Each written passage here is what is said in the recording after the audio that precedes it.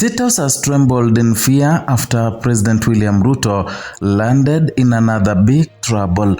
Welcome to Kenyan Media, where we give you news updates as they break, and kindly if you are new here, consider subscribing. Now, a High Court ruling has brought closure to a dispute that has lasted more than 20 years. The government has been ordered to compensate the former Taita Taveta Member of Parliament, Parcel Criticos, after the destruction of his sisal farm in the late 1990s. The High Court has directed the government to pay former Taita Taveta MP 30 million shillings in compensation, finding that the state failed to protect his 4,400-acre sisal farm during an invasion in 1998 and 1999.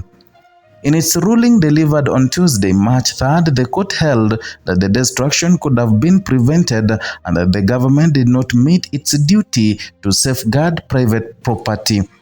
The award includes 20 million shillings in general damages and also 10 million shillings in exemplary and also aggravated damages.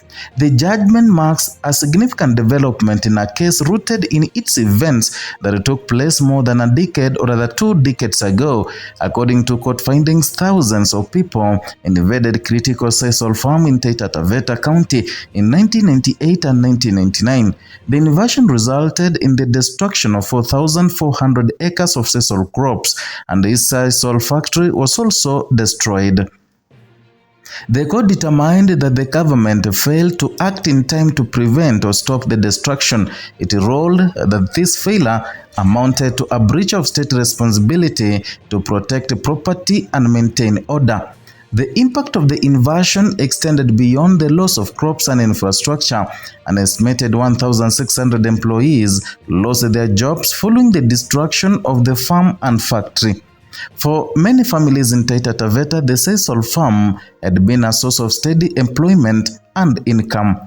The closure of operations meant livelihood were abruptly cut off, and the court record shows that Criticos argued the invasion and the government's inaction severely affected his financial stability. He stated his petition that the destruction crippled his ability to service debts and also had accumulated after the farm was taken over and damaged. He also claimed that the events forced him to flee the country. At the center of the legal battle was the question of whether the government took reasonable steps to prevent or control the invasion. The High Court found that it did not, and in its ruling, the court also addressed compliance with the earlier judicial orders, and they've noted that there had been prior court directives requiring the government led by police to remove structures that had been erected on the disputed land. However, the government allegedly failed to comply with those orders, and this failure was considered in assessing responsibility and damages. The compensation award of 30 million shillings is divided into 2 parts. 20 million shillings had been granted as general damages, and these are meant to compensate the loss and harm suffered. An additional 10 million shillings has been awarded as an exemplary and aggravated damages, and such damages are also intended to reflect the seriousness of the government's failure and the prolonged nature of the dispute. The ruling brings renewed attention to events that occurred during the politically sensitive period in Kenya's history, and at the time of the invasion, Criticos was serving a politician and a former assistant minister for roads and public works. Issues surrounding the land became more complex when the 99-year lease on the property expired. Criticos maintained that the government under the former President Daniel Arap Moi declined to renew the lease. The expiry of the lease added another layer to an already complicated dispute, and the land ownership and lease renewals have long been sensitive matters in Kenya, often intersecting the politics, community claims, and historical grievances. And in this case, however, the High Court's focus remained on the events of 1998 and 1999 and whether the state fulfilled its constitutional duty to protect property. The court's decision underscores the principle that the government bears responsibility for maintaining law and order and protecting citizens from unlawful invasions. For the workers who lost their jobs, the ruling may reopen memories of sudden unemployment and economic hardship. An estimated 1,600 employees were affected when the sisal farm operations collapsed. Sisal farming in Taita Taveta had supported many households, and the destruction of thousands of acres of crop meant not only immediate job losses but also long-term disruption to the local economy. Although the compensation is awarded to criticals, the ripple effects of the original events reached far beyond one individual. The court documents reflect claims that the destruction and subsequent financial strain limited criticals' ability to repay the debts. In his petition, he stated that the government's failure to intervene made it impossible to recover financially in years that followed.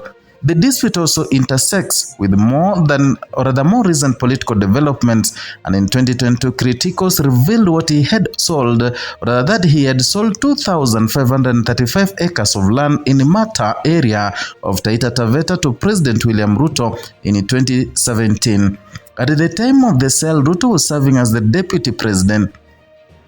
President Ruto later stated that criticals gifted him the land after assistance was provided in settling a debt owed to him to the Agricultural Finance Corporation known as AFC. The statement drew attention because it connected the long-running land issues to current political leadership. The Agricultural Finance Corporation is a state corporation that provides credit to farmers and agribusiness operators. The reference to AFC in the context of the land transaction highlighted the financial strain that had followed the farm's destruction. Where the High Court ruling does not directly address the land sale or the details surrounding this transaction, the background forms part of the broader story of how the invasion and its aftermath shaped later events. The compensation order is now a legal obligation of the government. It serves as a reminder of the consequences that can arise when court orders are not enforced and when the protection of property is not upheld. Legal experts note that such rulings reinforce accountability and they signal that even events that occurred decades ago can still be subject to judicial review and remedy. For criticals, the ruling represents a formal recognition of the harm he claimed to have suffered, and for the government it represents a financial liability and a judicial finding of failure. For the community of Taita Taveta, it revives memories of large agricultural enterprise that once provided employment and economic activity in the region. The destruction of 4,400 acres of sisal was not a minor incident. It affected land use, employment, and local industry. The case also reflects the broader challenges Kenya has faced over land management, lease renewals, and also enforcement of court orders. The High Court's ruling emphasizes that lawful processes must be followed and that state agencies must act when required. The award of exemplary and aggravated damages is particularly notable, and such damages are not granted in every case. They are meant to address conduct considered especially serious or harmful, and in this instance, the court found that the prolonged inaction and failure to comply with previous orders justified the additional award. As the country continues to grapple with questions of land ownership and property rights, the decision sends a clear message. The rule of law applies even when the disputes stretch back decades, and the ruling closes one chapter in a case that has lasted more than 20 years. But it also highlights enduring issues about land, governance, and responsibility. The government is now expected to comply with the court's directive and process the compensation as ordered. The events of 1988 and 1999 may belong to the past, yet their consequences have echoed across decades. And now through this judgment, the court has drawn a legal line under one of the Taita Taveta's most significant land disputes. After more than 2 decades of waiting, the High Court has spoken, affirming that the time does not erase responsibility and that the protection of property remains a duty that the state must uphold. That is all for today from Kenya Lens Media. We will give you news updates as they break. Kindly, if you're new here, consider subscribing as a way of motivating us and also helping this platform to grow.